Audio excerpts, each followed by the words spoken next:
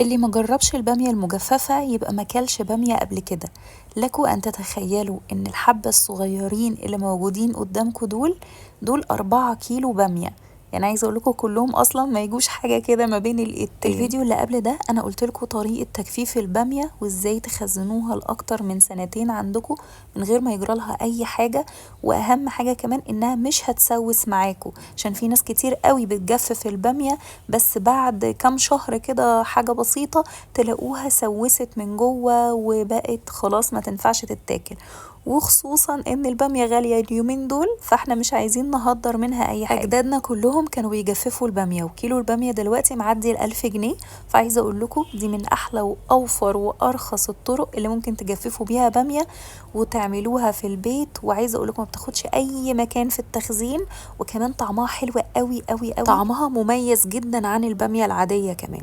انا هنا خدت حوالي كوبايتين من البامية المجففة زي ما انتم شايفين كده، يعني حوالي كبشة كده في الايد يعني بس. وخدتها تحت الحنفية غسلتهم كويس قوي بالمية عشان لو عليها اي تراب او اي حاجة مكان التجفيف اللي احنا بالطريقة اللي احنا جففناها بيها. وبعد كده بصفيها زي ما انتم شايفين، بس اهم حاجه خلي بالكم ما توقعوش من الباميه زي ما انا عملت كده عشان خساره كل اللي بيقع ده. طبعا اتلم يعني واتغسل واتحط تاني مع الباميه، ما تقلقوش مفيش حاجه بتترمى. الحوض كمان طبعا لازم يكون نظيف قبل ما احط فيه حاجه تتغسل، خضار او فاكهه او الحاجات المهم دي. بعد ما غسلنا الباميه كذا مره كده تحت الميه وصفيناها كويس قوي، هنبدا نحطها في بوله عندنا، وبعد كده هنغطيها بالميه لغايه وهنسيبها منقوعة بقى في مية نظيفة طبعا، يعني هنسيبها منقوعة بقى لمدة ساعتين. تعالوا بقى نحضر ازاي هنطبخ البامية المجففة بتاعتنا. هنا انا عندي لحمة، واحلى حاجة لو لحمة ضاني عندكم هي دي اللي بتعمل طعم وريحة ونكهة للبامية. حطيت شوية زيت في أرضية الحلة بتاعتنا، وبعدين بسخنه كويس قوي زي ما انتوا شايفين كده، وانزل عليها قطع اللحمة بتاعتي. ويا سلام بقى لما اللحمة تبقى سمينة زي ما انتوا شايفين كده وفيها شوية دهون، هو ده اللي بيدي طعم خطير للأكل. المهم ان انا بشوح اللحمة بتاعتي كويس قوي على كل الجوانب زي ما انتوا شايفين. الخطوة دي بتدي للحمة صدمة بحيث ان هي تفضل محافظة على الطراوة بتاعتها والعصارة بتاعتها من جوه من غير ما تنزل مية كتير. المهم بعد ما شوحتها كويس قوي وخدت لون حلو زي ما انتم شايفين، نزلت بحوالي 4 بصلات مفرومين ناعم زي ما انتم شايفين. انا بخزن البصل في الفريزر، لو عايزين طريقه اكتبولي في الكومنتات انزل لكم الفيديو بتاعه. بعد ما البصل دبل بدات ان انا احط ملح وفلفل اسود حبهان ومستكه ومعلقه كبيره من الثوم المفروم زي ما انتم شايفين كده بالظبط، ونشوح بقى كويس قوي كده زي ما انتم شايفين. عايزه اقول لكم الروايح في المرحله دي رهيبه. وبسوي اللحمه بقى ازاي؟ انا بحط كوبايه ميه سخنه بس زي ما انتم شايفين كده، وشويه وهدي النار خالص بقى واسيبها تستوي على اقل من مهلها. انا ما بحبش احط لها ميه كتير عشان هي كده كده البصل بينزل ميه بعد كده. وطول مده التسويه بقى لو في النص فتحت عليها ولقيت الميه بتاعتها قلت بزود لها نص كوبايه ميه سخنه بنص كوبايه ميه سخنه لغايه ما تستوي معايا وتطلع بالنتيجه الدايبه اللي انتوا شايفينها دي. انا عايزه اقول لكم في المرحله دي بقى لو خدتوا من الصوص اللي تحت ده مع حبه رز ابيض بس او رز حبايه وحبايه، مش قادره اقول لكم دي كده خلاص وصفه، يعني انا كده اعطيكم وصفتين في وصفه واحده. بعد ما اللحمه بتستوي معايا زي ما شفتوا كده ببدا ان انا احط صوص الطماطم ده. عصير طماطم انا ببقى مسبكاها حطاها في الفريزر، فانا طلعتها تفك ونزلتها على اللحمه بتاعتنا على طول. اول ما صوص الطماطم غلي غلوتين مع اللحمه نزلت الباميه بعد ما صفيتها زي ما انتم شايفين كده في الفيديو، وبدات ان انا اقلب كويس قوي واسيبها لغايه ما تستوي. عايزه اقول لكم ما بتاخدش اي وقت في التسويه. عايزه اقول لكم على حاجه كمان، انا قبل ما احط الباميه كنت شلت اللحمه في بوله جنبي علشان مش عايزاها سواها يزيد فتتهرى معايا، وسبتها بقى. المرحله دي بقى ممكن تحطوا قرن فلفل شطه او قرن فلفل اخضر او معلقه فلفل مفروم اللي انا حطيتها في الاول.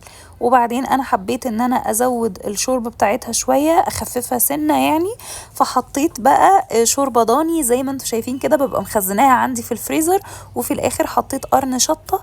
وعايزه اقول لكم معلقه الفلفل المفروم دي او قرن الفلفل الاخضر اللي هتحطوه ده دي حاجه اساسيه لازم تحطوها.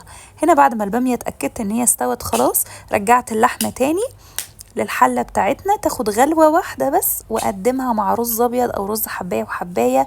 وعايزه اقول لكم مفيش احلى من كده زي ما انتم شايفين كده. بصوا الاكله خلصت، انا كده خلاص خلصت يعتبر كل حاجه. الباميه بالطريقه دي بتطلع مستويه ودايبه وطعمها مميز جدا جدا جدا ومختلف عن الباميه العاديه، يعني طعمها فارق كتير. وده وسبب غلوها وان هي بتتباع بالاسعار دي، ده اذا لقيتوها اصلا. ان هو ان الباميه مثلا لما بتبقى مثلا خضره زي ما هي مثلا 4 كيلو بيبقوا عاملين كميه كبيره جدا، بس لما يجوا يتجففوا انا عايزه اقول لكم ما بيكملوش اصلا كيلو. يعني التجفيف بعد ما بتخلص ما بيكملش الباميه ال4 كيلو، ما بتصفيش على كيلو تقريبا باميه مجففه. فعايزه اقول لكم هو ده سر ان هي تبقى غاليه معاكم. هنا كنت بوريكم الباميه تحفه ازاي، وعايزه اقول لكم مستويه جدا، وطريقه تسويه اللحمه دي طريقه حلوه جدا لازم تجربوها. حاجة كمان بقى عايزة اقول لكم ايه سبب ان البامية تسوس عندكم. يعني في ناس بتخزنها وبتجففها بس بتبقى مسوسة عندها، ليه بقى؟ عشان هما إن في ناس بتحب تجيب خيط وإبرة وتدخل البامية تقعد تعملها زي عقد كده تدخلها، فالخرم اللي الإبرة بتعمله في البامياية بتاعتنا دي عايزة اقول لكم هو ده اللي بيخليها تسوس من جوه. عشان كده الطريقة اللي انا قايله لكم عليها في الفيديو اللي فات بتاعة تجفيف البامية دي احسن وانضف واسرع طريقة للتجفيف، ما بتخليهاش تسوس، بتفضل عندي سنتين وممكن 3 سنين كمان يعني. وعايزة اقول لكم تحفة، ما بتاخدش اي مكان في التخزين، وطعمها بقى خطير، مش قادرة اقول لكم تحفة ازاي. يعني انا لسه عندي من السنة اللي فاتت من ساعة ما جففتها، وعايزه اقول لكم ان انا بستخدمها السنه دي، خصوصا ان الباميه السنه دي غاليه جدا، بقت ب70 جنيه وب75 جنيه، فيعني فبالنسبه لي دي حاجه طبعا موفره جدا. التجفيف بتاعها يعني انا جففتها وقت ما كانت رخيصه، كانت تقريبا ب30 جنيه وب25 جنيه السنه اللي فاتت. فالسنة دي أنا الحمد لله اترحمت من سعر البامية السنة دي. هنا قدمتها مع رز أبيض، وعايزة أوريكم بقى هي خطيرة ازاي.